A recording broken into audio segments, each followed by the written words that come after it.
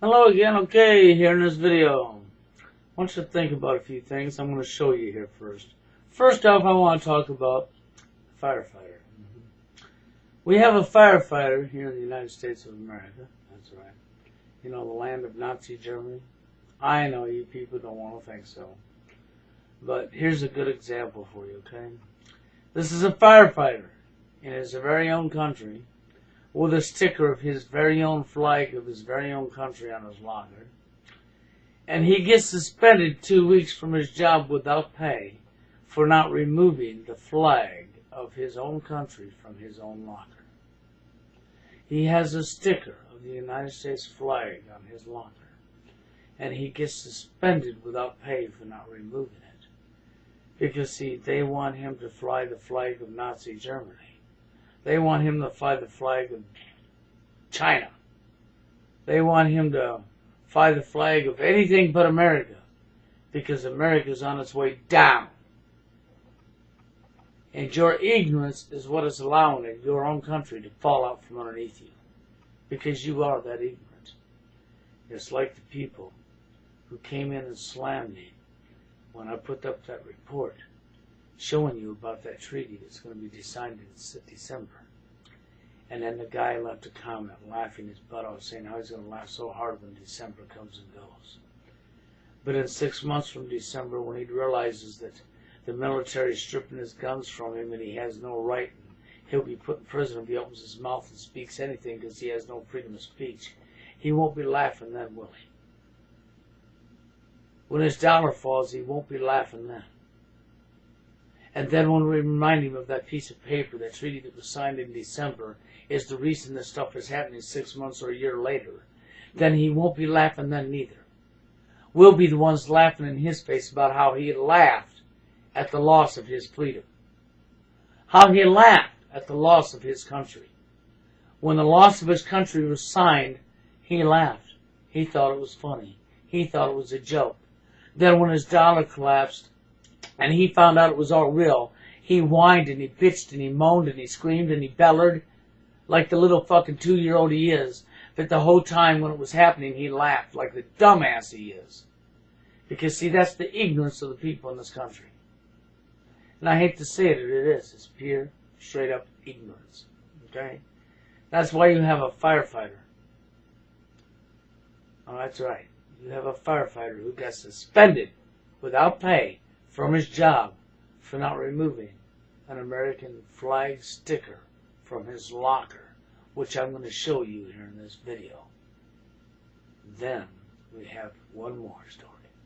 We have a highway patrolman, that's right, who accidentally runs over a guy in Pensacola, Florida, and kills him with his car.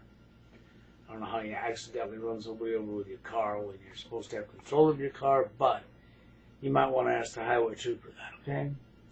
But even if it was an accident, and he legitimately did not mean to hit the guy shouldn't have been running from him. I agree with that. He should have had no right running from the cop to begin with.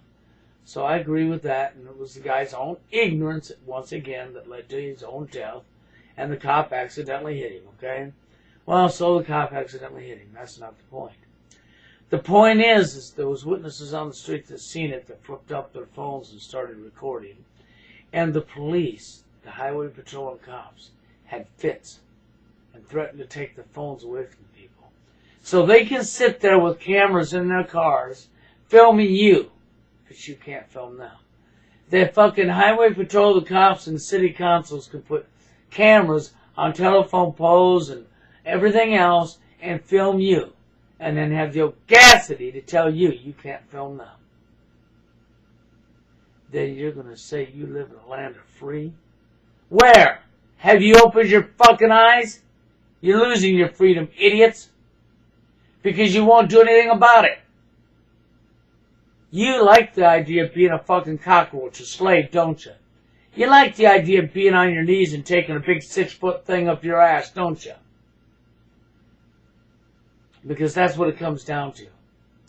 See, the highway patrol and the police who've done this need to have their badges ripped from their shirts and thrown behind bars. Because once again, they're breaking your rights, your constitutional rights. Thinking they're above you because they have a badge. See what happens when you give people power? It goes to their heads and it corrupts their minds. Their heads swell up like a balloon, and the only thing they can think with is pure shit. They're too stupid and too ignorant to realize what they're even doing. They don't realize they're bringing down their own country because they're that dumb. They're like the guy that left the comment. That dumb. When the treaty's signed in December, you give it a year or so from the time the treaty's signed, and you watch and see if you don't lose all your rights. And when you go to complain about it, you'll find out that you have no rights. They were all signed away. You're a slave, because they was all signed away. And then you'll find out that you have dictatorship, that there'll never be another election for another president.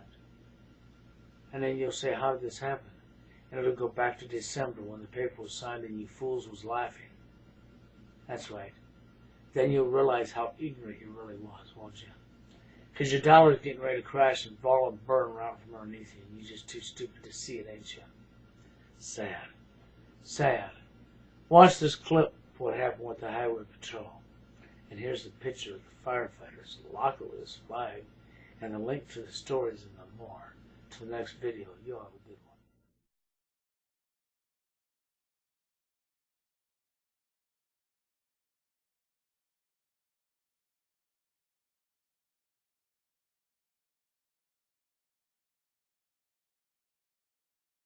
Kirby says the crowd just watched in horror. Witnesses say several people started filming with their cell phones, but officers got defensive and threatened to take the phones.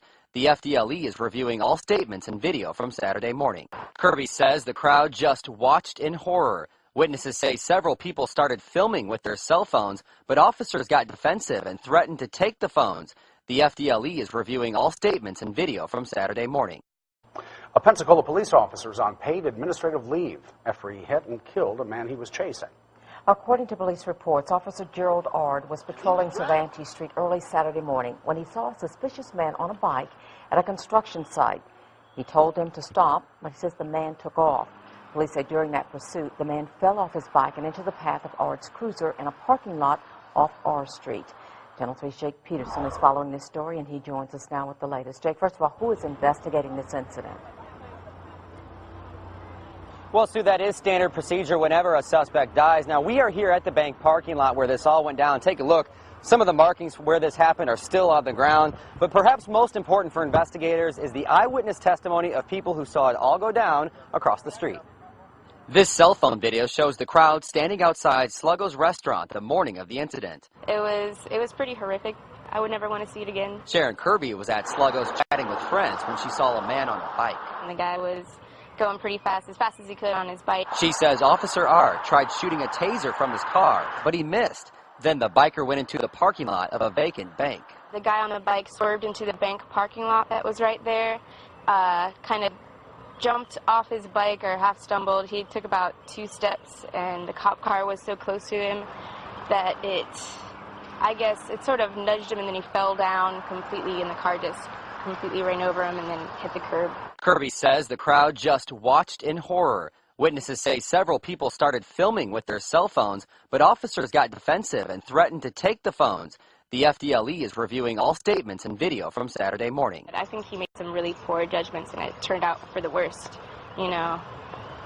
It was pretty awful, and I think just a few different choices he could have made could have ended the entire situation with better results. The guy had gotten off his bike. He should have stopped his cop car and chased him down or something. And police have not identified the victim. They say he had no ID on him and no family members have come forward. We are hearing from people here in Brownsville that he is a 16-year-old male. If you have any information, please contact authorities. But for now, we're live in Pensacola. Jake Peterson, Channel 3 News.